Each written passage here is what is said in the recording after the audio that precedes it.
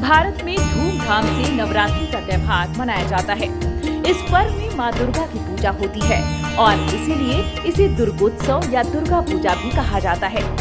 दुर्गा पूजा की तैयारियों का काम कई महीने पहले से ही शुरू हो जाता है और माँ दुर्गा की भव्य मूर्तियाँ बनाई जाती हैं। आपको यह जानकर हैरानी होगी कि इस मूर्ति के निर्माण के लिए वेश्याओं के आंगन की मिट्टी का इस्तेमाल किया जाता है। माँ दुर्गा की मूर्ति को पूर्ण रूप से तैयार करने के लिए 4 चीजें बहुत महत्वपूर्ण मानी जाती हैं, जो इस प्रकार हैं: गंगा की मिट्टी, गोमूत्र, गाय का गोबर और वैश्यालय की मिट्टी। मूर्तियाँ बनाने में इन सामग्रियों का उपयोग करने की परंपरा सदियों से चली आ रही है, लेकिन वेश्याओं के आंगन की मिट्टी का उपयोग मूर्तियाँ बनाने में क्यों किया जाता है, आइए जानते हैं। कहानियों और परंपराओं के अनुसार एक बार कुछ वेश्याएं गंगा नदी में स्नान के लिए जा रही थीं। तभी उन्होंने एक कुष्ठ रोगी को घाट किनारे बैठे हुए देखा।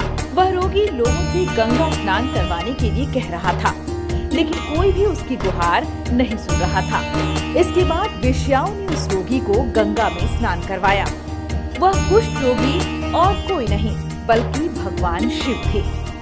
शिव जी वेश्याओं से प्रसन्न हुए और उन्हें वरदान मांगने को कहा। तब वेश्याओं ने कहा कि हमारे आंगन की मिट्टी के बिना दुर्गा प्रतिमा न बन पाए। शिव जी ने वेश्याओं को यही वरदान दिया और तब से लेकर अब तक यह परंपरा चली आ रही है। एक और प्राचीन विश्वास है कि वेश्यालय के आंगन से माँ दुर्गा की मूर्ति बनाते समय पुजारी अथवा मंदिर के भक्त वेश्यालय के बाहर जाकर उनके आंगन की मिट्टी की मांग करते थे और इसके बाद मंदिर के लिए एक विशेष मूर्ति बनाते थे। यह परंपरा धीरे धीरे विकसित हुई और दुर्गा पूजा में माँ दुर्गा की मूर्तियों में इसी मिट्टी का उपयोग होने लगा। एक और धार्मिक मान्यता के अनुसार व्यक्ति जब वेश्यालय जाता है तो वह अपने पुण्य कर्मों और पवित्रता को वेश्यालय के बाहर छोड़कर अंदर जाता है।